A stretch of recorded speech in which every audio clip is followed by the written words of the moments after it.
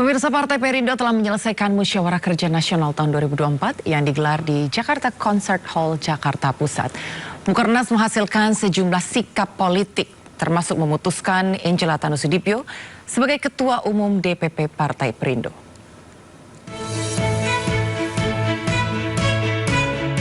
Partai Perindo sukses melaksanakan Mukernas tahun 2024 yang digelar selama 3 hari di Jakarta Concert Hall, Jakarta Pusat. Mukernas menghasilkan 3 putusan utama, yang salah satunya menjadikan Angela Tanusudibyo sebagai Ketua Umum Partai Perindo, menggantikan Hari Tanusudibyo. Bersama ini, saya juga akan mengumumkan bagian daripada transformasi itu. Yaitu, saya akan menugaskan Mbak Angela Tanusudibyo untuk menjadi Ketua Umum Partai Perindo. Ya, mengenai tugas baru sebagai Ketua Umum Partai Perindo, beberapa hal yang akan kami lakukan segera. Pertama adalah tentunya membenahi organisasi, menguatkan organisasi sampai ke akar-akarnya. Dan yang kedua, memenangkan pilkada karena ini sudah dekat. Dan yang ketiga adalah kita mau betul-betul engage dengan generasi muda dan masyarakat.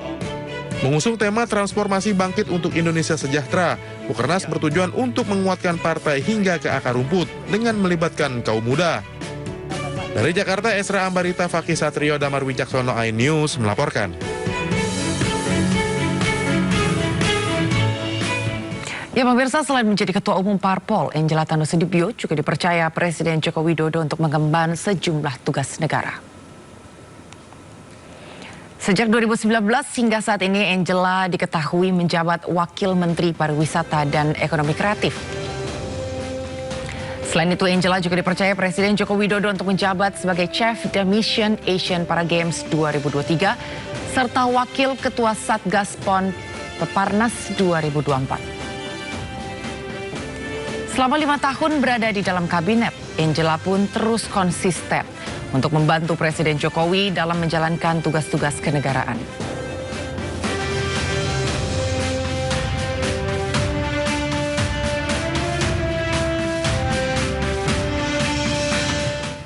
Dan pemirsa, sejarah mencatat kemerdekaan Indonesia tak lepas dari peran orang muda. Pula peran pemuda sangatlah penting dalam kemajuan Indonesia sebab pemuda adalah tonggak bagi kemajuan bangsa. Estafet kepemimpinan ke generasi muda seperti yang dilakukan Partai Perindo tentunya ini bisa menjadi awal dari percepatan pertumbuhan pembangunan bangsa dan negara.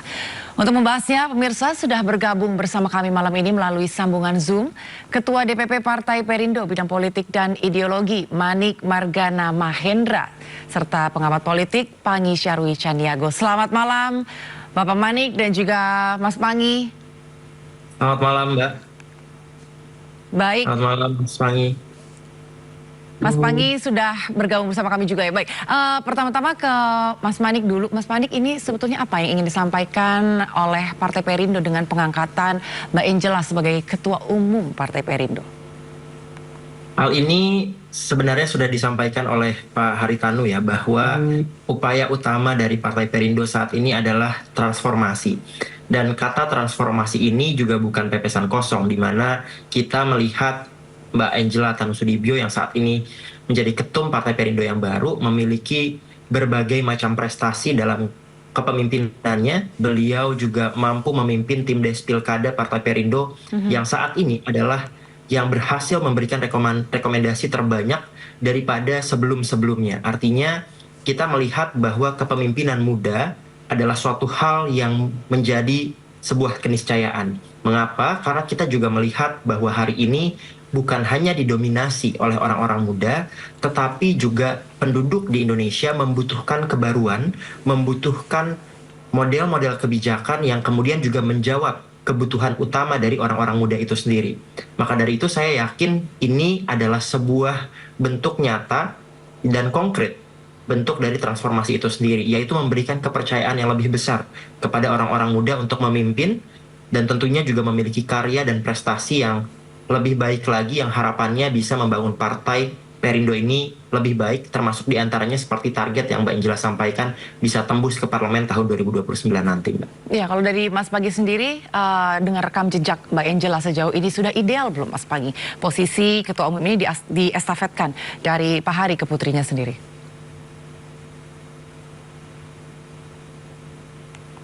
Mas Pangi, suaranya belum terdengar.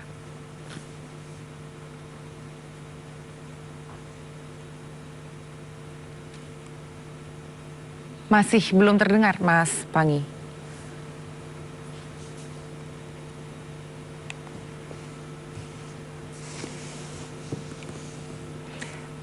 Ya, saya masih ke Mas Manik dulu. Tapi sejauh ini, ya halo? Ya, halo Mbak. Masih belum terdengar suara Mas Pangi ya?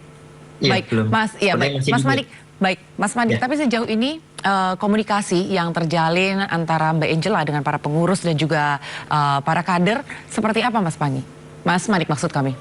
Ya, kalau berbicara tentang komunikasi, saya mungkin cukup dekat ya dengan Mbak Angela saat ini terkait dengan tim Des Pilkada, karena menjadi bagian juga di tim Des Pilkada. Kemudian saya menyaksikan secara langsung bagaimana kepemimpinan beliau, komunikasi aktif yang juga dibangun, tidak hanya kepada pengurus DPP, tetapi juga DPW dan juga DPD, karena berhubungan langsung untuk berbicara mengenai strategi pemenangan Pilkada Partai Perindo tahun 2024 ini. Kemudian apa yang sudah dilakukan oleh Mbak Angela tentu juga menunjukkan keberpihakan kepada orang-orang muda. Termasuk diantaranya adalah menunjuk saya sebagai salah satu ketua DPP bidang politik dan ideologi. Dan tidak hanya saya, DPP juga saat ini mulai didominasi oleh orang-orang muda yang usianya bahkan ada yang masih 20-an tahun. Artinya sekali lagi Mbak Angela selaku ketua umum melihat bahwa orang-orang muda ini juga butuh representasi yang secara langsung menyuarakan aspirasi mereka terkait dengan masalah-masalah yang mereka hadapi. Selain itu juga komunikasi yang dibangun ini memberikan isyarat kepada DPW maupun juga DPD untuk banyak melibatkan orang-orang muda, bukan hanya sebagai gimmick politik, melainkan juga bentuk yang subjek, yaitu memberdayakan orang-orang muda ini sehingga mereka bisa berpartisipasi secara aktif dan konkret untuk membangun partai politik. Mas Pangi, apakah sudah bisa terdengar suaranya? Oke, udah bisa Mbak Anggi. Baik, terima kasih Mas Pangi. Iya, sejauh ini Mas Pangi dari rekam jejak Ibu Angela sejauh ini, kalau menurut Mas Pangi sendiri sudah tepatkah tongkat ketua umum ini diestafetkan dari Haritanu Sudibyo kepada putrinya? Ya, saya pikir sudah tepat ya, karena bagaimanapun tentu Perindo punya keputusan yang harus dilakukan, yaitu untuk melakukan regenerasi yang lebih baik gitu. Karena dalam survei-survei yang kita lakukan dalam pendekatan riset, yaitu ceruk segmen pemilih anak muda itu memang semakin besar kolomnya dibanding yang lain. Kalau kita survei ada hampir ratusan kepala daerah hari ini, itu hasilnya itu menunjukkan bahwa Gen Z dan milenial itu cukup mendominasi dibanding Gen X, dibanding apalagi baby boomers dan seterusnya, itu jauh sekali berbeda dengan generasi Gen X, Gen Z dan milenial. Nah, oleh karena itu memang yang mengerti tentang selera anak muda, jerawan atau cita rasa apa yang diinginkan oleh anak muda, itu tentu orang-orang yang muda sebetulnya yang paham itu. Nah, tentu kita tidak bisa melepaskan bahwa apa yang menjadi habitus, yang menjadi chemistry, menjadi kesukaan dari kelompok anak-anak muda, generasi muda ini harus dijawab oleh kepemimpinan anak-anak muda gitu. Jadi sebenarnya generasi kepemimpinan anak muda sekarang itu sudah jauh lebih baik ya di beberapa daerah, di beberapa negara pun udah kelihatan, tidak hanya ketua umum partai, tapi presiden pun termasuk menteri, itu termasuk anggota DPR RI atau parlemen, itu senatornya itu sudah mendominasi, sudah mulai trennya itu intensitas arah kepemimpinan orang-orang muda. Jadi yang kedua memang Ibu Angela ini kan selain memang beliau muda kan punya rekam jejak. Beliau punya pengalaman yang tidak main-main, bukan kaleng-kaleng, dan tidak main-main juga, pernah jadi wakil menteri, pernah menjabat sebagai ketua para games dan seterusnya, itu termasuk beliau punya pengalaman di dalam dalam konteks menjawab apa yang menjadi keinginan selera anak muda. Karena kepemimpinan orang-orang tua itu kadang-kadang gagap menghadapi apa yang menjadi selera jeroan anak muda. Karena kepemimpinan itu ceruk segmen pemilih atau nanti adalah bicara tentang elektoral, kita harus memahami betul apa jeroan, apa selera. Tidak bisa hanya selera orang-orang tua gitu. Jadi orang muda itu cenderung mestinya lebih paham apa yang menjadi kesenangan, apa yang menjadi hobi, apa yang menjadi tantangan ke depan untuk memilih caleg-caleg yang muda. Namun memang ada kelemahan Mbak Angel, karena banyak juga anak-anak muda hari ini ya memang tidak bisa lepas dari kemampuan mereka terbatas ketika dikasih jabatan, tidak bisa menjalankan jabatan itu dengan baik gitu. Misalnya staf ahli, staf khusus menteri misalnya ya, dari kalangan anak muda itu belum mampu menjawab persoalan yang dihadapi hari-hari oleh masyarakat. Itu juga menjadi tantangan. Ini challenge, ini tantangan yang diterima oleh Pak Angel itu cukup bagus sekali, bahwa beliau berani mengambil ini bukan jabatan yang gampang, bukan amanah yang gampang, karena ini pertarungannya berat, karena pertarungan Mbak Angel berupaya lagi untuk berusaha untuk Partai Perindo bisa lolos di 2029. Itu tantangan beliau adalah, itu yang dijawab sama beliau dengan kepemimpinan beliau yang muda ini. Nanti caleg-calegnya itu yang kepilih itu adalah caleg-caleg yang tidak hanya memang muda itu menjadi wajib, tapi juga punya peluang untuk terpilih ke depan gitu. Karena kepemimpinan itu sangat penting, kemampuan untuk mencium apa yang menjadi kepentingan elektoral itu. Jadi kepentingan elektoralnya ketua umum partai itu adalah bagaimana menyiapkan caleg-caleg yang potensial. Itu tidak mudah, apalagi untuk DPR RI itu sangat sulit sekali untuk mencari yang tidak hanya CV, tapi betul-betul dia punya potensi untuk bisa lolos di parlemen, bisa menambah suara partai. Nah, saya pikir Mbak Angela dengan persoalan yang tidak gampang ya, complicated, dan dengan memberikan harapan baru, angin segar bagi Partai Perindo, beliau mestinya mampu menjawab ini tantangan ini. Beliau mengambil keputusan ini untuk berani, oke, saya jalan sebagai ketua umum, ini sudah luar biasa bagi saya. Mungkin juga ini ketua umum perempuan satu-satunya ya di partai hari ini. Mohon maaf, setelah Ibu Mega ya, dulu ada juga perempuan dari PSI gitu. Tapi ini menjadi penting adalah besok itu adalah Perindo harus menyiapkan caleg-caleg DPR RI yang potensial, yang bisa mendulang suara. Itu yang sangat penting. Kalau caleg-caleg kabupaten, kota, provinsi, itu sudah canggih semua Perindo, dan udah banyak yang jadi gitu. Tapi untuk DPR RI banyak yang nggak ada kepastian di situ. Apalagi karena memang orang untuk menjadi caleg itu ada harapan, ada kepastian, ada jaminan. Nah, Mbak Angel itu juga akan memberikan jaminan apa nanti caleg-caleg ini, memberikan harapan bahwa ini partai pasti lolos. Itu yang penting. Nah, semangat itu saya bilang dari rekam jejak, pengalaman, terrekod, dia memahami apa yang menjadi jeroan selera rakyat. Ini persoalan ketua umum partai itu selama ini banyak juga yang split. Dia tidak memahami selera rakyat, tidak hanya selera rakyat tapi selera anak muda. Karena ketua umum partai tidak bisa hanya bicara tentang jeroan selera dia, tapi dia harus bicara tentang jeroan selera anak muda ini. Nah, biasanya kepemimpinan muda yang energik,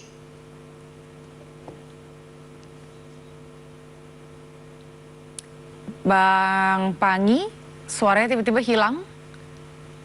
Sepertinya keluar tadi Bang Pangi ya. Oh, mungkin karena gangguan sinyal ya, sepertinya. Ya, Mas Madik, tadi disampaikan oleh Mas Pangi begitu bahwa kepemimpinan Ibu Angela ini memang akan menghadapi tantangan. Bagaimana sosoknya juga masih muda begitu kan ya, dan bagaimana bisa mencium tadi selera dari kepentingan-kepentingan elektoral itu sendiri, dan juga bagaimana merangkul para kader nantinya ke depan akan seperti apa. Kalau dari Mas Madik sendiri melihatnya apa yang sebetulnya diharapkan oleh teman-teman di Partai Perindo sendiri dari kepemimpinan Ibu Angela?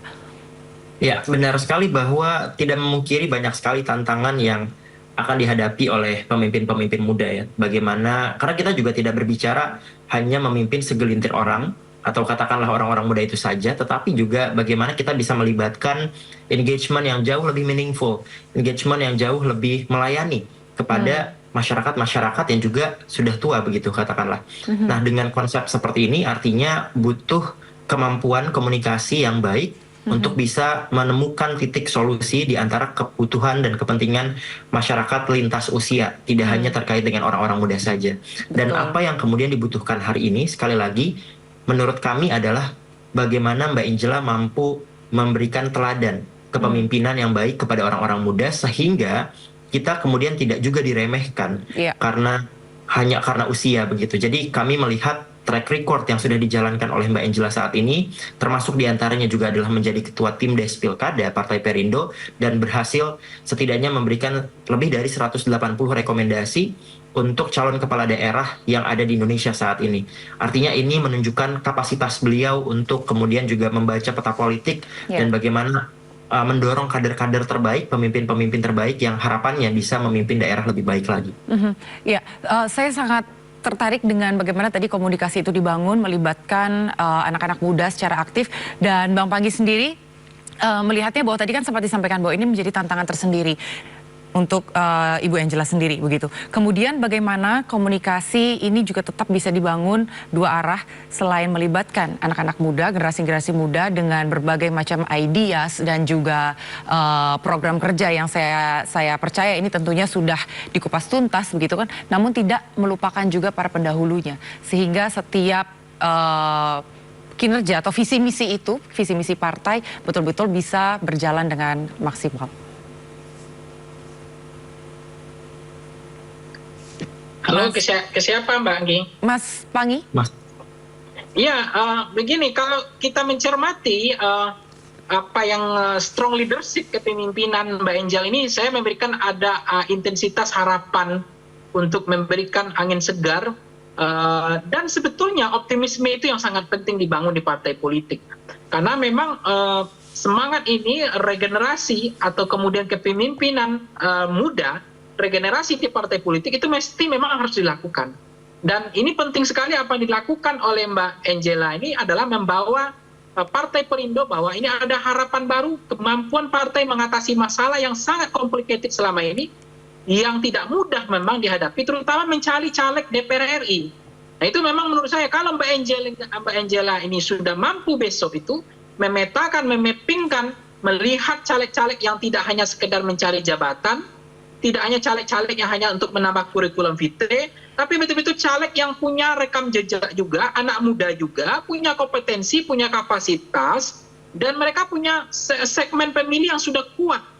Dan mereka memaintain pemilih mereka, perilaku pemilih mereka itu sudah lama. Jadi ini yang harus dilakukan oleh Perindo ke depan, dan saya punya keyakinan, hakul yakin Mbak Angela mampu untuk menjawab itu. Kalau persoalan caleg-caleg di DPRD Kabupaten Kota, Provinsi menurut saya itu sudah settle.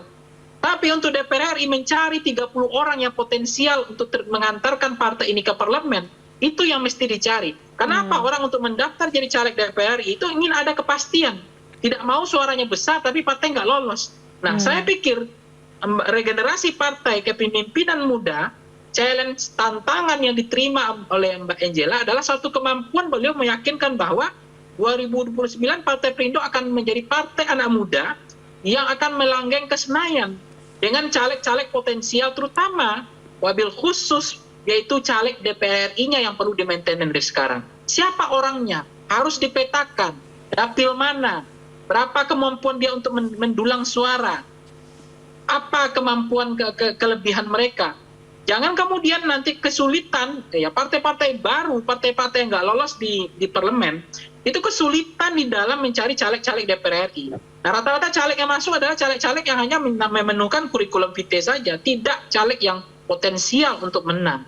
Karena ada ketidakpastian tadi. Nah mestinya saya meyakini bahwa Mbak Angela lah yang mampu menjawab tantangan, menerima challenge itu bahwa Perindo punya intensitas arah yang nanti 2029 menjadi satu-satunya termasuk partai anak muda yang dipimpin oleh perempuan, punya strong leadership anak muda, yang punya rekam jejak yang bukan kaleng-kaleng, tidak main-main dan bukan main-main, dan bisa mengantarkan Partai Perindo menjadi partai pemenang pemilu, termasuk partai yang lolos di parlemen 2029.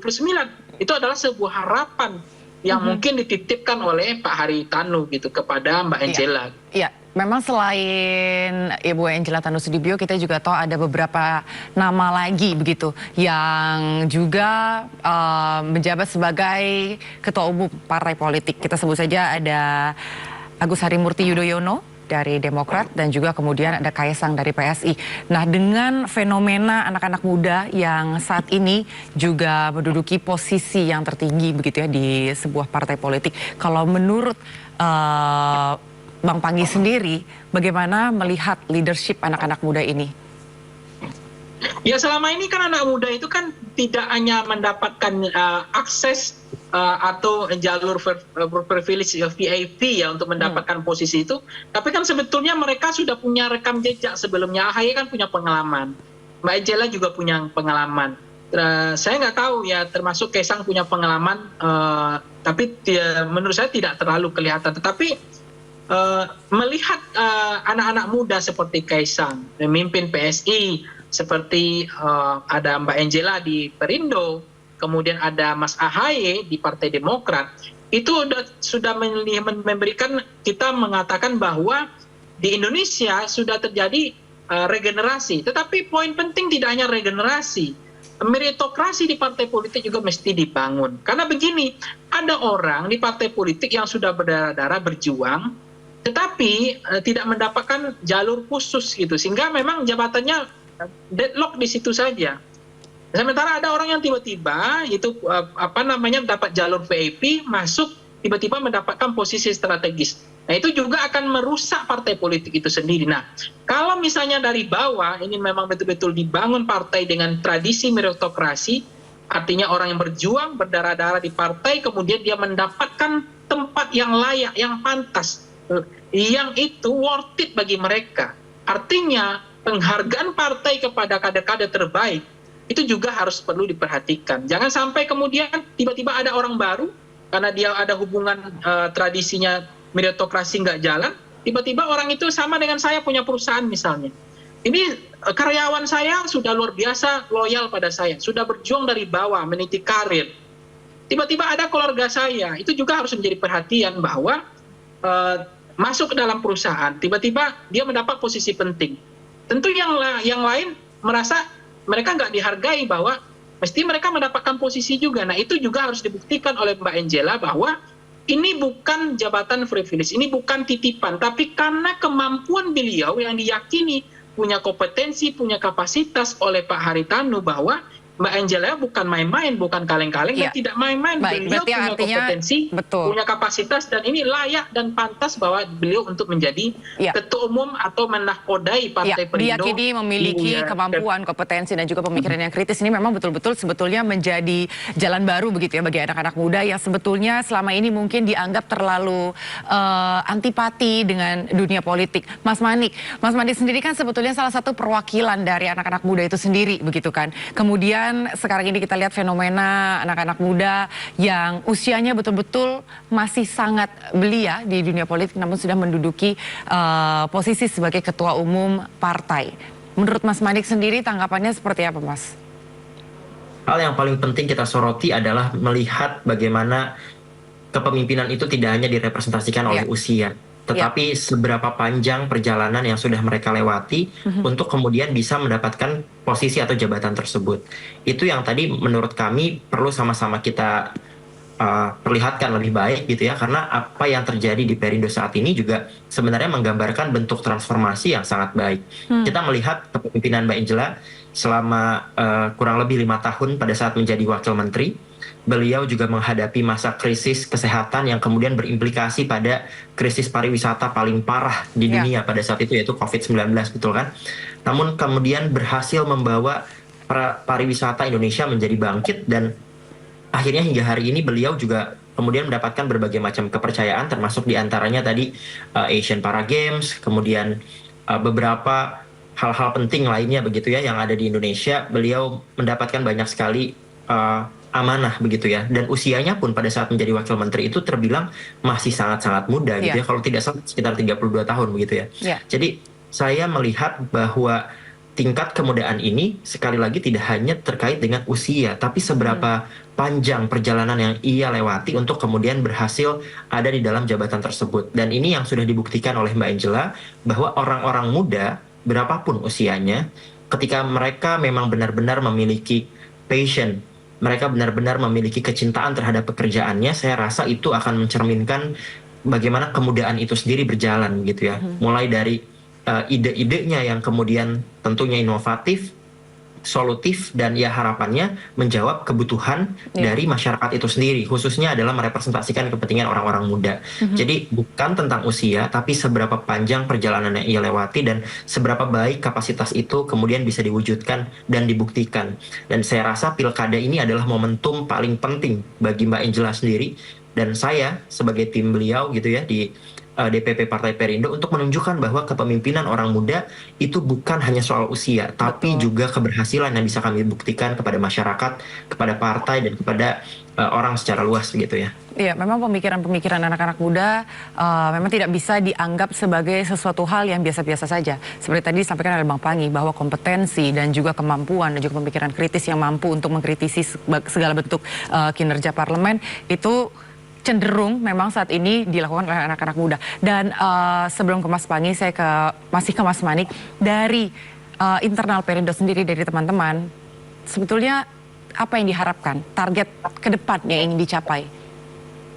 Ya, tentu kami berharap sekali lagi pelibatan yang bermakna bagi orang-orang muda, dan syukurnya hari ini sudah mulai ditunjukkan dengan melibatkan lebih banyak orang-orang muda masuk ke dalam DPP Partai Perindo, kemudian diberikan tanggung jawab yang sangat besar, termasuk misalnya diantaranya adalah saya diberikan kesempatan untuk bergabung dengan tim Des Pilkada, memberikan banyak rekomendasi terkait dengan siapa yang bisa kita usung, siapa yang bisa kita dukung gitu ya. Artinya ini adalah sebuah kesempatan besar dan kepercayaan besar yang diberikan oleh Partai Perindo, dan harapannya sekali lagi ke depan Partai Perindo juga mampu menjadi solusi di antara kebutuhan-kebutuhan masyarakat, khususnya orang-orang muda lainnya. Misalnya terkait dengan masalah perumahan, masalah pendidikan, masalah krisis iklim, masalah kesehatan masyarakat, dan lain sebagainya. Artinya kami saat ini sangat-sangat berharap bahwa bentuk transformasi yang akan dilakukan oleh Partai Perindo hari ini, bahkan sudah dimulai begitu ya, bisa menjawab semua tantangan orang-orang muda ke depan dan bahkan bisa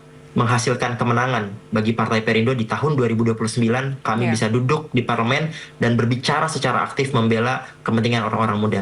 Baik ya, terakhir seberapa optimis Mas Manik nantinya Perindo ini betul-betul bisa mengasosiasikan dirinya sebagai partai yang dapat menjadi jawaban bagi anak-anak muda ke depan? Tentu sangat optimis. Kami memulai ini dengan banyak sekali persiapan, Mbak.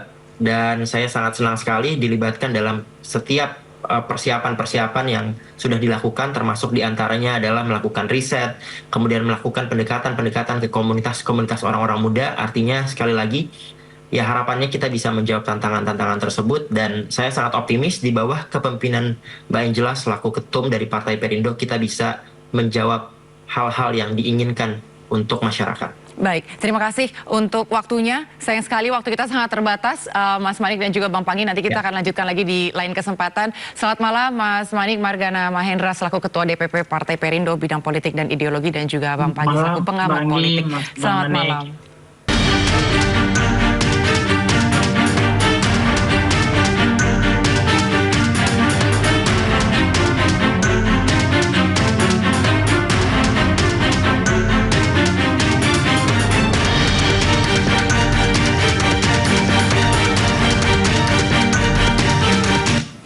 Pemirsa, rangkaian sidang peninjauan kembali Saka Tatal telah resmi ditutup oleh Majelis Hakim Pengadilan Negeri Cirebon, Jawa Barat. Putusan PK selanjutnya akan dibacakan oleh Hakim Mahkamah Agung. Hari terakhir sidang peninjauan kembali, pihak Saka Tatal kembali menghadirkan seorang saksi ahli, pakar hukum pidana Universitas Islam Indonesia, Profesor Muzakir.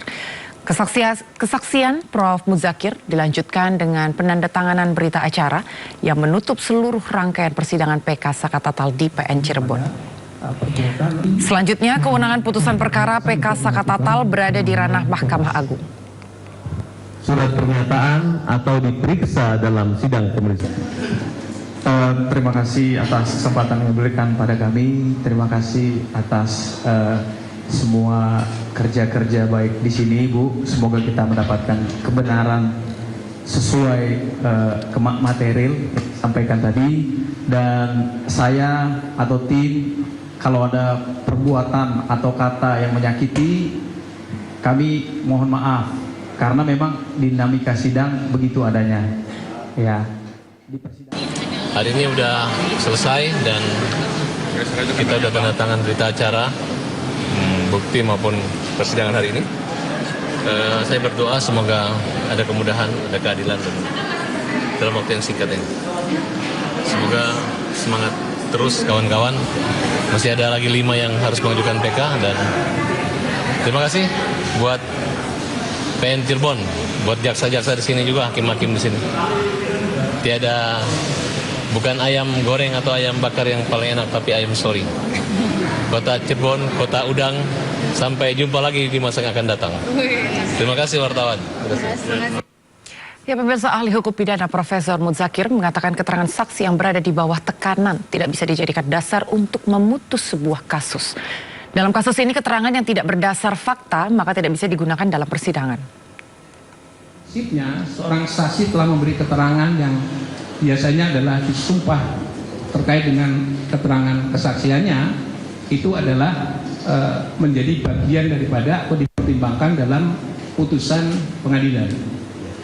Tapi kalau jika kemudian diketahui bahwa pada saat dia memberikan pada saat itu ada sebut saja itu tekanan fisik maupun non fisik yang membuat dia tidak bisa berbuat sesuatu kecuali dia terpengaruhi atau dipengaruhi oleh kekuatan di luar dirinya yang melakukan pemaksaan secara fisik maupun non fisik itu, maka keterangan yang diberikan itu adalah keterangan yang tidak sesuai dengan keterangan kesaksian, yang seharusnya dia harus memberi keterangan kesaksian berdasarkan apa yang dialami sendiri, apa yang dilihat sendiri, atau apa yang didengar sendiri, tapi karena pengaruh-pengaruh dari luar dirinya, karena ada unsur paksaan fisik dan non fisik tadi, yang dakwaan pasal 55 itu harus dibuktikan satu persatu bahwa seseorang terdakwa itu melakukan sebagai apa, material dadar, menyuruh lakukan, turut serta melakukan, atau dia penganjuran. Kalau itu tidak dibuktikan, tiba-tiba ditulis bersama-sama melakukan pembunuhan. Bersama-samanya seperti apa? Ini yang pasal yang mana yang bersama-sama? Itu namanya adalah dakwaan yang kabur. Kalau hakimnya juga menyatakan bahwa itu bersama-sama mengamini, jaksa bersama-sama, tapi tidak dibuktikan hakim. Si A ini apa perannya, ini apa perannya di dalam pasal 55 itu juga putusan yang menyimpulkan dengan cara yang kabur juga, ya. Sehingga tidak statusnya menjadi tidak jelas. Ya. Jadi oleh sebab itu adalah bagian di dalamnya kekhilafan hakim tidak mempertimbangkan satu persatu ini pelakunya sebagai pelaku apa. Ya. Ya, pemirsa, sidang peninjauan kembali Zakat Total hari ini merupakan yang terakhir. Dan untuk membahas lebih dalam, sudah bergabung bersama kami malam ini melalui sambungan Zoom, Kuasa Hukum Zakat Total Krishna Murti, Kuasa Hukum dari Ibtu Rudiana Elsa Syarif, serta pakar hukum pidana Asmi Syaputra. Selamat malam semuanya. Selamat malam, Mbak. Ya, sebelum Selamat malam, Mbak Anggi. Baik, sebelum kita akan berbincang Ibu panjang kali lebar, saya ke Pak Hasmi terlebih dahulu. Anda hadir saat itu juga sebagai saksi ahli dan juga saat ini berbicara selaku pakar dari hukum pidana sendiri. Yang Anda amati selama di persidangan, analisa Anda sebagai saksi apa, Pak? Kita bicara kemarin tentunya adalah berkaitan tentang permohonan PK. Sebenarnya permohonan PK itu kan sangat sederhana ya, mengacu kepada pasal 263 Kitab Undang Hukum Acara Pidana, di mana di situ disebutkan ada alasan. Jadi kan PK itu adalah hak original, hak keistimewa yang dimiliki oleh terpidana. Jadi untuk merubah, katakanlah kalau ada 3 alasan yang memungkinkan. Yang pertama adalah harus ada keadaan baru ataupun novum. Jadi ada keadaan baru yang kekuatannya itu adalah punya validasi yang kuat gitu ya, kira-kira sifat kualitasnya itu kalau ada keterangan baru ini atau fakta baru ini muncul pada waktu persidangan sebelumnya, maka itu dapat merubah keputusan hakim, apakah itu bebas, onslah, atau mungkin pembinaan yang ringan. Kedua, apabila ada pertentangan dalam putusan hakim. Ketiga, tentunya ada kehilapan hakim dalam putusan tersebut. Ini yang sebenarnya mau diuji, sehingga apapun yang diajukan oleh permohon, sepanjang memang ada keadaan baru ya yang dikenal dengan novum tadi, ini yang akan menjadi dasar untuk dilakukan ataupun diajukannya PK ke Mahkamah Agung. Sepanjang ada bukti-bukti atau validasi yang kuat yang kiranya ini bisa mempengaruhi bagaimana keputusan hakim nantinya yang kita ketahui bahwa nanti nasib dari Saka Tatal sendiri itu kan akan berakhir di MA. Dan untuk Bang Krisnamurti sendiri seperti apa Anda melihat probabilitas ya untuk Saka sendiri nanti di MA? Pertama saya akan luruskan bahwa begini, jangan sampai ada prediksi bahwa kejadian kasus pembunuhan dengan pemerkosaan ini kami geser menjadi kasus pembunuhan, kasus kecelakaan. Ya. Tidak, karena dulu bahwa adanya ditemukan di Polsek Talun itu pernah dilakukan olah TKP bahwa itu terjadi ada kecelakaan tunggal. Nah, lalu kami melihat, ini kan hak kami nih, karena ini situasinya adalah sudah inkrah, lalu kan klien kami kan terpidana 8 tahun ini punya haknya apa? Melakukan adalah upaya PK. Nah, syarat-syarat PK itu apa? Adalah novum dengan bukti baru. Kami cocokkan dengan bukti-bukti novum itu. Novum itu lebih mengarah kepada ini adalah perbuatan kecelakaan, bukan perbuatan pembunuhan dengan pemerkosaan. Sehingga dari hasil daripada tim kami, ini lebih mengarah kepada kecelakaan. Inilah novum-novum yang kami ajukan. Lalu kemudian kami menghadirkan saksi-saksi fakta, baik saksi yang baru ataupun saksi-saksi yang ada di 2016. Saksi ketika di 2016 itu misalkan apa? Kan bahwa Liga Akbar telah mencabut keterangannya. Liga Akbar mengatakan di sini adanya dia seluruh BAP itu diarahkan oleh Rudiana. Lalu Rudiana lah yang bertemu dengan Liga Akbar. Lalu Liga Akbar mengatakan di dalam fakta persidangan kami itu, kan Liga Akbar mengatakan bahwa setelah sampai di Polres, dia bertemu dengan penyidik, suruh mengiyakan aja apa yang dikatakan penyidik. Nah, itulah fakta kami yang kami gali dari Liga Akbar. Kemudian Yogi Ninggolan sebagai kuasa hukum ketika 2016 kemarin, dia mengatakan juga, saya tanya lagi memperdalam, kalau ini adalah sebagai pembunuhan berencana 340, ini adalah peristiwa pembunuhan berencana, berarti ada intelektual dadernya. Intelektual dadernya siapa? Kami gali. Di sini kan tidak ditemukan intelektual dadernya. Kalau itu dikatakan intelektual dadernya adalah Peggy Setiawan, sementara Peggy Setiawan itu adalah DPO. Lalu kedua, kan adanya 2 DPO lagi, kan gitu loh. Nah, peristiwa ini kan juga belum dilakukan pemeriksaan terhadap mereka. Kalau intelektual dadernya kena, ditangkap, diperiksa dulu, baru boleh dikaitkan 5-5 kepada klien kami. Nah, sementara kan kita periksa lagi Mukhtar, kan lalu dia kan sebagai kuasanya Peggy Setiawan. Kita gali hasil apa sih yang terjadi gitu loh. Hasil apa yang terjadi pada saat sidang praktiknya Peggy. Lalu mereka bilang tidak ada bukti-bukti. Nah, kami lihat tidak ada buktinya apa yang dilakukan yang disajikan oleh penyidik. Gini loh Mbak, ini peristiwa pembunuhan berencana. Jadi peristiwa pembunuhan berencana itu tidak ditemukan ya adanya sidik jari, lalu tidak ditemukan tes DNA, tidak kan CCTV tidak dibuka. Lalu kan ini berdasarkan keterangan aja, keterangan pengakuan. Dede mengatakan dia melihat. Lalu ini juga mengatakan ini melihat. Alat bukti apa sih yang meyakinkan peristiwa ini terjadi sehingga jadinya 340 pembunuhan berencana. Nah, kami tidak temukan adanya pemerkosaan dengan pembunuhan. Kami lebih banyak condong menemukan adanya peristiwa ini kecelakaan gitu loh. Jadi jangan tersinggung kalau misalkan kan ketika itu Aldi juga ada peristiwa di 2016. Aldi mengatakan dia dipukuli, dia disiksa. Lalu dia disundut mukanya. Lalu siapa yang mengarahkan dia? Dia didekatkan oleh siapa? Oleh Rudiana. Itu kan pengakuannya dia, gitu loh. Pengakuannya dia ketika di 2016 dia ditangkap, dia dilepas, gitu loh. Dia dilepas. Coba mengatakan itu peristiwa diarahkan oleh Rudiana. Nah, itulah yang kami gali dari persidangan kami kemarin itu, gitu loh. Nah, sementara ini kan sudah inkrah. Jadi misalkan keluarga Vina, hak-haknya itu sudah diwakilkan oleh jaksa. Rudiana juga sebagai pelapor juga diwakilkan oleh jaksa.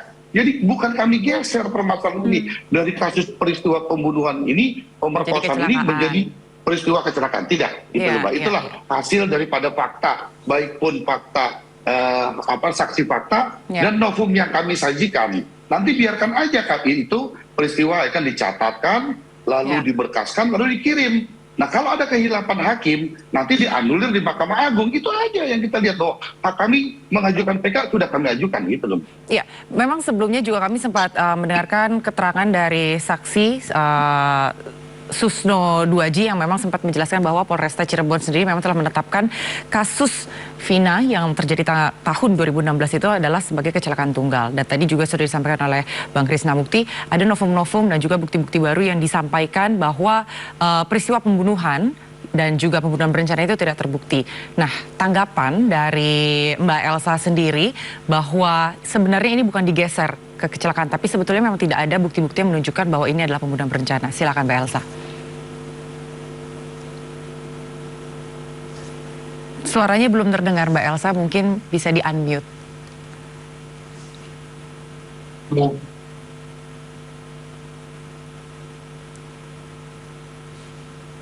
Sampai detik ini masih berlaku putusan yang mempunyai kekuatan hukum tetap. Ya, jadi saya tetap berpegang pada putusan yang mempunyai kekuatan hukum tetap karena belum ada dibatalkan, ya. Jadi kita menghormati putusan itu. Terus masalah adanya pencabutan keterangan, pencabutan keterangan yang di bawah sumpah, yang dibacakan di bawah sumpah, ada yang di bawah sumpah yang hadir dalam persidangan itu sudah menjadi fakta yuridis dan sudah diuji tingkat pertama, kedua, ketiga banding yang telah mempunyai kekuatan hukum tetap. Nah, kemudian yang saya ingin kita perlu diuji pencabutan itu karena telah mempunyai kekuatan hukum tetap harus diuji karena dia bilang saya mencabut itu karena disuruh diarahkan oleh klien kami sebagai seorang korban, ya, dari anaknya korban. Itu perlu diuji dengan putusan yang mempunyai kekuatan hukum tetap.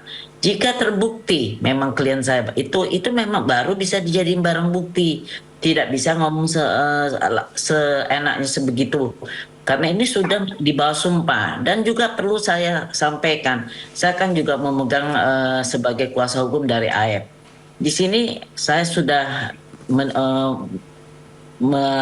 menanyakan bahwa pada bulan Juni 2024 itu AEP dan Dede pernah diperiksa juga oleh Polda Jabar berkaitan dengan kasusnya Peggy Setiawan.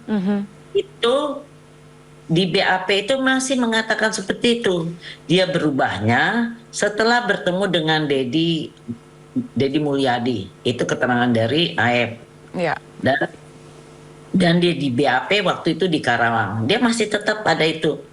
Nah, dan ada peristiwa selanjutnya lagi bahwa AEP ini sudah melaporkan juga kepada DM ini berkaitan dengan bapaknya yang udah sekarang hari yang mau masuk hari keempat, yang di rumahnya DM yang tidak dikembalikan. Nah, sekarang AEP dan tim lawyer lagi ke sana untuk meminta pengembalian bapaknya karena tujuannya untuk supaya AEP datang dan diusahakan untuk mencabut seperti Dede juga.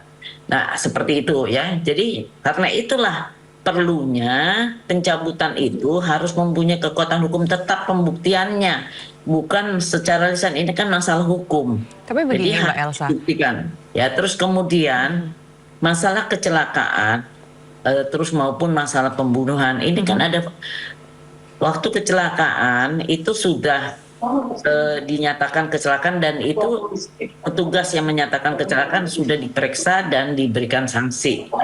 Dan dari kecelakaan menjadi pembunuhan itu kan sesuai dengan pengembangan penyidikan dan menemukan suatu fakta-fakta baru yang ternyata itu bukan kecelakaan. Dan disitulah, dan itu bukan satu orang yang, bukan klien saya aja, kan itu satu tim. Betul. Dan pengamanan, dan kemudian kan dari seumum Polres Cirebon, dan hanya 3 hari kemudian di Polda Polda Jabar untuk tidak terjadi konflik of interest. Jadi saya ada juga setelah visum luar ada namanya visum dalam, yaitu forensik, ya, dokter forensik. Nah, disitulah rangkaian dari persesuaian keterangan saksi dari penemuan korban 5 orang yang menemukan korban sampai dokter forensik, sampai dokter visum luar, visum dalam forensik, dan sampai keterangannya dari podcastnya DM juga yang menyatakan bahwa pemandi mayitnya dari almarhum Vina itu ditanya apakah ini pembunuhan atau kecelakaan. Dia bilang kalau lihat tubuhnya itu saya merasa ini bukan kecelakaan tapi pembunuhan karena banyak sayatan, dan memang sesuai dengan forensik itu ada sayatan V, terus di sini ada jahitan. Itu kan kalau kecelakaan nggak mungkin jahitan, ya. Ditemukan oleh forensik. Jadi ya menemukan adanya lendir di dalam vagina, tapi kan pemandian itu tidak bisa masuk ke dalam, tidak bisa disedot segala rupa. Jadi hanya pembersihan di luar juga, sama seperti dokter Rahma dan dokter Ihda. Baik. Jadi tetap itu kita berpegang pada putusan yang mempunyai kekuatan hukum. Tetap. Jika memang berpegang kepada kekuatan dan pemerkosaan. Jika memang berpegang kepada kekuatan hukum tetap tadi, nanti kita akan membahas usai jeda, Mbak Elsa. Kenapa Aep dan juga Dede tidak dihadirkan dalam persidangan, dan juga tadi ketika berbicara mengenai ini adalah pembunuhan dan juga di satu sisi ada yang mengatakan ini kecelakaan. Bukti-bukti yang dihadirkan yang sampai saat ini masih ditunggu oleh masyarakat memang tidak menunjukkan bahwa ini sebetulnya memang ada pembunuhan. Seperti visum yang menunjukkan adanya indikasi langsung dan kemudian TKP-nya di mana, nanti itu bisa dijawab oleh Mbak Elsa dan juga nanti akan saya tanyakan kepada Pak Asmi. Kita jeda dulu sesaat. Baik pemirsa, kami masih akan kembali usai jeda, tetap bersama kami di Sindo Prime.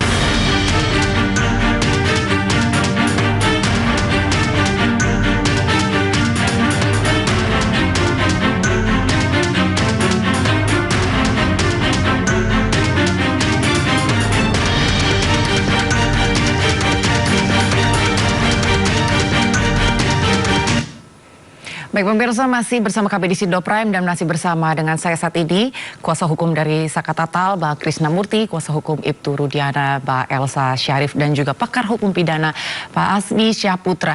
Mbak Elsa, tadi kita sempat terputus tapi singkat saja, kenapa Aep dan juga Dede tidak dihadirkan Mbak di dalam persidangan?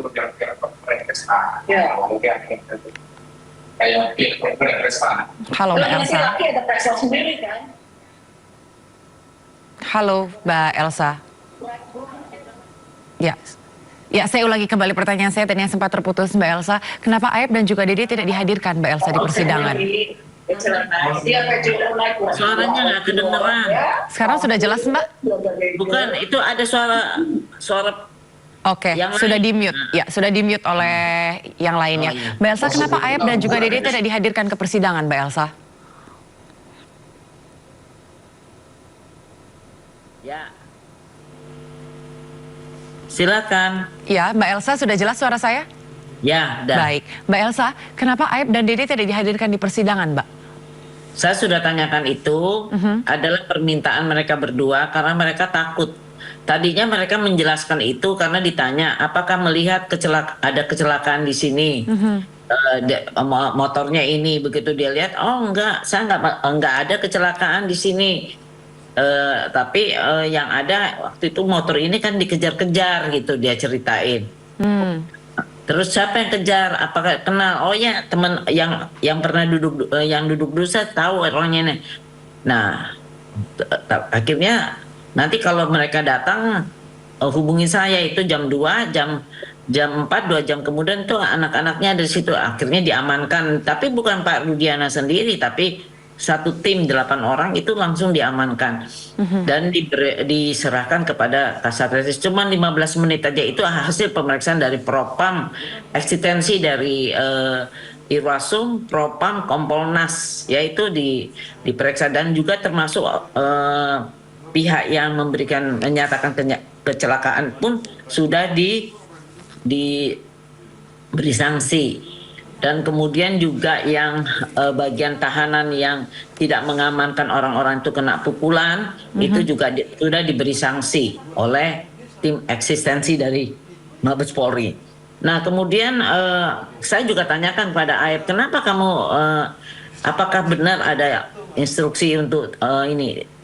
Aep sama Rudiana ini tidak pernah ketemu, tidak ketemu lagi ya, udah lama. Justru dia ke saya, ke pihak Perhaki ini, dan kemudian Rudiana tidak tahu kalau saya sudah memegang Aep. Saya bilang, kenapa? Apa betul kamu diarahkan itu? Enggak, Bu. Kami kan, dia bilang khusus untuk Aep, dia kan pendatang ya di Cirebon itu. Dia nggak nyangka kalau ternyata 2 orang yang dikejar itu ternyata meninggal dunia karena meninggal dunia. Setelah itu ya, setelah mereka diamankan dia baru tahu. Nah tadinya mereka nggak mau memberi kesaksian karena takut, karena itulah diberikan dispensasi, disumpah, ya kamu nggak usah hadir lah kalau memang kamu takut. Dua-duanya takut. Tapi kalau jadi misalnya iya baik, tapi kalau itu dalam hukum acara itu di legal itu, bukan berarti disembunyikan dan semua. Banyak sekali orang melihat pembunuhan, perampokan, banyak yang orang tidak bersedia menjadi saksi karena takut, apalagi masalah-masalah narkoba. Anda bisa tahu bahwa narkoba tuh semua penangkapannya polisi, orang-orang awam tuh nggak berani. Dan itu membahayakan kejiwaan mereka, jiwa mereka ya, bukan kejiwaan. Nah karena itulah, ini karena dia tahu bahwa ini adalah pembunuhan, dia nggak mau berhadapan dengan para terdakwa itu yang dia pernah tunjuk ya. Itu jadi itu alasan keselamatan, Mbak. Oke.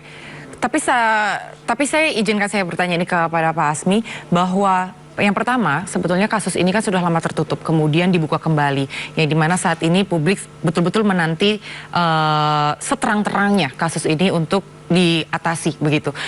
Siapa pembunuh Vina, kemudian motif juga harus jelas, dan kita juga sama-sama mendengar bahwa dalam persidangan disampaikan tadi oleh Prof. Muzakir bahwa saksi yang tidak dihadirkan di persidangan berarti dianggap ini tidak bisa sebagai bukti baru begitu.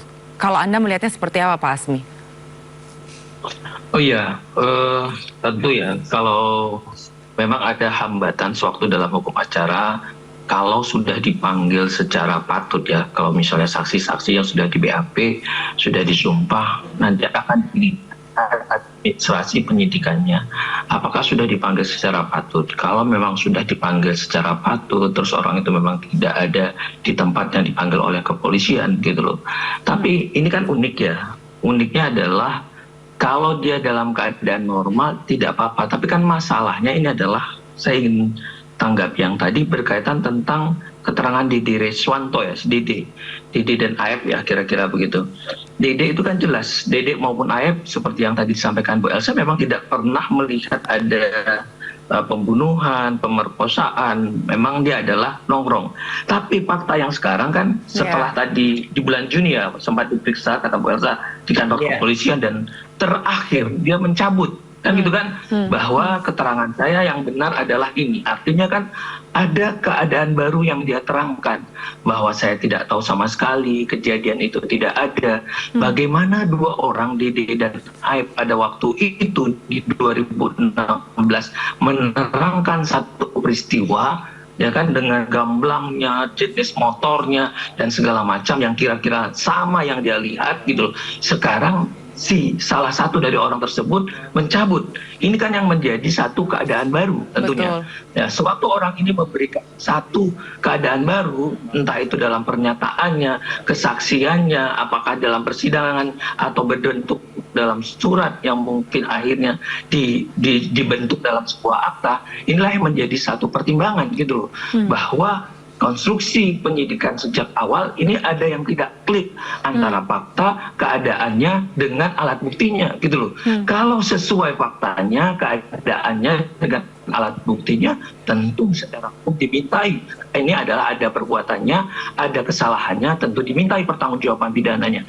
Tapi kalau nggak ada kesalahannya bagaimana? Terus saat dalam kasus ini juga, ini kan ada yang namanya Dani yang menyebarkan SMS dari sejak Agustus. Lah sekarang teman-teman kepolisian tuh mencabut Dani itu nggak ada.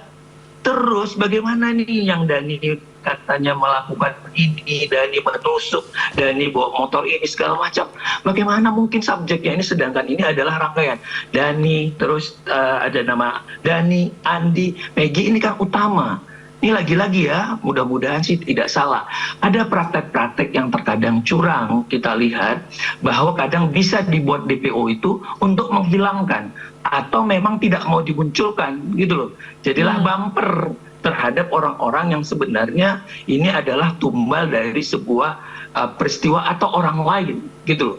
Jadi ada beberapa kejadian atau fenomena terkadang itu kita bisa lihat antara pelimpahan di kejaksaan memang dibuat oleh tim penyidik itu DPO. Padahal kadang kalau mau dicari kadang orangnya ada. Tapi sekarang lihat aja sepanjang 8 tahun itu apa yang dilakukan polisi, ada tidak. Mengingat DPO-nya ini kan syarat-syaratnya juga tidak terpenuhi. Coba lihat, orangnya tidak jelas dikasih tahu, wajahnya bagaimana, alamat jelasnya bagaimana, foto-foto dari sekolahnya bagaimana, pendidikan. Nggak pernah ada, BIN orang tuanya juga nggak tahu. Jadi ini DPO yang setengah-setengah dibuat gitu loh. Memang tidak ingin melanjutkan tampaknya, jadi ya patut diduga gitu loh. Ini sebenarnya adalah untuk menghilangkan ada pelaku lain, jadi bukan pelaku ini. Kira-kira begitu. Iya, karena memang kalau tadi berdasarkan penjelasannya Mbak Elsa sendiri bahwa Aep dan Dede tidak mau hadir dengan alasan katanya kan takut begitu. Sementara perlawanan ini justru sebenarnya sudah dilakukan oleh hampir semua narapidana, semua terpidana yang mulai satu persatu menyuarakan begitu kan. Di satu sisi juga sekarang kita sedang menunggu proses DMA nantinya. Bang Asmi, ini prosesnya ini nantinya akan seperti apa? Sejauh apa? Nanti saya juga akan tanyakan kepada Bang Krisna.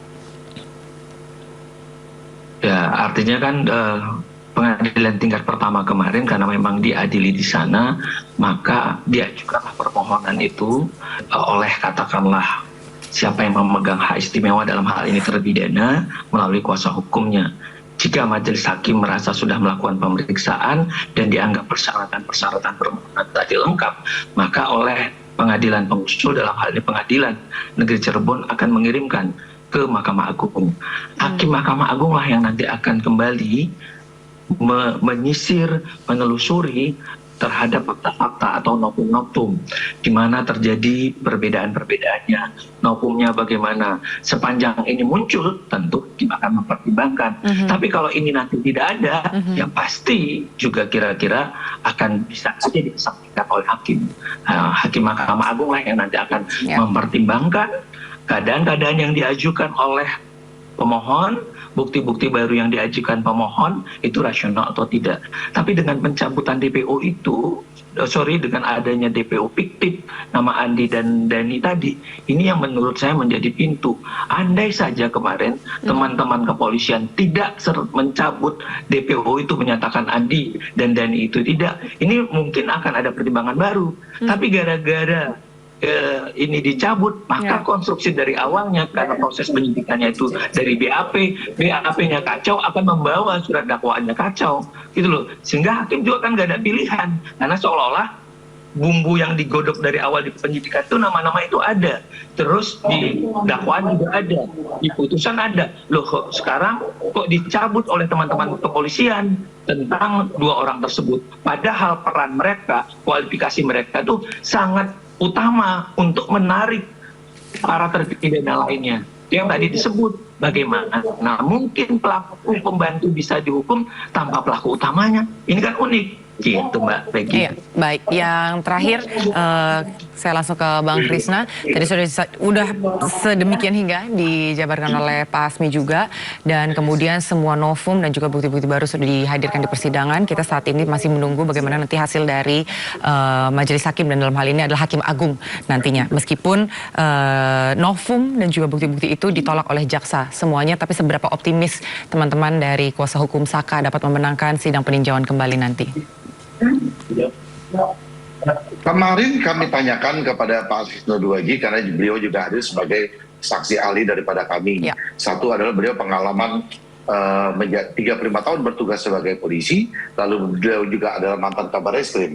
Yang kami tanyakan adalah, bolehkah unit lain, ketika itu kan Rudiana adalah sebagai kanit narkoba, dia membawa klien kami dengan 5 terpidana lainnya, lalu diinterogasi, baru dia membuka LP. Di situ jelas Pak Susno bilang tidak boleh, karena unitnya berbeda, kata Pak Susno. Yang kedua, kami tanyakan sifat urgensi apa sih penyidik sudah mempersiapkan Aib dengan Dede ini disumpah. Urgensinya itu apa? Ini kasus pembunuhan loh, 340, artinya pembunuhan berencana. Kok sudah pagi-pagi hari dipersiapkan kan dengan sumpah supaya dia tidak datang ke pengadilan? Ini urgensinya apa? Nah, lalu kami tanyakan lagi, itu juga belum pernah terjadi, kata Pak Susno. Jadi kasus pembunuhan kan sifatnya mau tidak dihadirkan yang menyaksikan, karena ini dasarnya adalah keterangan-keterangan, keterangan dan pengakuan. Nah, lalu kami cocokkan lagi kan, buktinya apa? Ketika bukti 2016 bahwa terjadi ada luka penusukan, lalu ada pembacokan dengan samurai, bukti yang hadir di pengadilan itu hanya batu dan kayu, gitu loh, hanya batu dan kayu. Lalu kami tanyakan lagi, apakah sudah menguatkan dengan bukti sperma yang tanpa dites DNA, di situ dinyatakan adanya sebuah peristiwa pembunuhan. Itu juga banyak kami tanyakan, kami gali, karena kan keterbatasan kami tentang SOP bahwa Rudiana yang melapor, lalu Rudiana yang menginterogasi, lalu Rudiana juga yang mengarahkan, diperbolehkan tidak. Jelas Pak Susno bilang nggak pernah terjadi selama dia berdinas 35 tahun, menjadi polisi dan mantan Kabar Reskrim, itu nggak pernah terjadi. Kenapa kami katakan bahwa itu Rudiana yang mengarahkan? Karena dari dasar keterangan Dede dan Liga Akbar, dia sudah diarahkan gitu loh oleh Rudiana. Nah, tapi buat kami bahwa yang terpenting adalah kami sudah melakukan hak konstitusionalnya kami yang diatur secara undang-undang pun juga, bahwa kami melajukan upaya PK dengan bukti-bukti novum kami baru. Silakan saja jaksa berpendapat bahwa itu adalah novum bagian lama, nggak masalah. Tapi yang kami lihat bahwa novum foto-foto tersebut betul dihadirkan di 2016, tapi foto-foto tersebut juga tidak ada di dalam berkas perkara, baik Saka Tatal ataupun 5 terpidana lainnya. Jadi kami menganggap itu adalah novum baru. Lalu saksi-saksi separtai juga sudah kami hadirkan, seperti Widya dengan Mega, sudah dicatatkan walaupun dia tidak ada di dalam 2016. Dia mengatakan Vina dalam keadaan haid, Vina dalam keadaan dia menstruasi itu hari, lalu 2205 dia masih berkomunikasi dengan Vina, lalu 1 jam kemudian ada peristiwa Polsek Talun menghubungi, ada peristiwa kecelakaan, tapi dalam berkas perkara jam 21.05 sudah terjadi penganiayaan dengan pemerkosaan. Jadi kami sekarang sudah selesai sidang kami, tinggal diberangkatkan ke Mahkamah Agung, ya di sanalah yang bisa menganulir jurek fakti, jurek jurisnya. Kami berharap bahwa PK kami bisa dikabulkan. Itu aja, Mbak. Baik, yang artinya semua upaya untuk menghadirkan novum-novum sudah dilakukan dari kuasa hukum Saka Tatal, dan tadi juga sudah disampaikan oleh Bang Krisna bagaimana nantinya, kita tunggu bagaimana keputusan nanti dari Hakim Agung. Terima kasih sekali semuanya untuk waktu yang telah disediakan bagi kami dari Sindo Prime. Untuk Mbak Elsa, terima kasih. Selamat malam Mbak Elsa, selamat malam Bang Krisna Murty, dan selamat malam Pak. Selamat malam. Ya, pemirsa, PJ Gubernur DKI Jakarta Heru Budi Hartono memberikan penghargaan kepada para pemenang Jakarta Investment Award 2024 di sebuah hotel di Jakarta Rabu malam. Jakarta Investment Award 2024 merupakan bentuk penghargaan dan apresiasi kepada para penanam modal yang telah berkontribusi terhadap perekonomian Jakarta. Investasi tentunya merupakan komponen penting untuk mewujudkan Jakarta sebagai pusat bisnis berskala global. Perencanaan, pelaksanaan, dan pengendalian investasi harus sejalan dengan prinsip kemudahan layanan perizinan berusaha. Hal ini merupakan strategi Pemprov DKI Jakarta untuk mencapai akselerasi pertumbuhan ekonomi. Pak Wamen menyampaikan realisasinya di 2024 sebesar 120,4 triliun atau 60% dari target nasional dengan realisasi PMDN tertinggi secara nasional. Kami melihat apa yang dilakukan oleh DKI Jakarta ini merupakan terobosan, merupakan daerah yang pertama yang memberikan penghargaan kepada investor untuk melakukan kegiatan investasi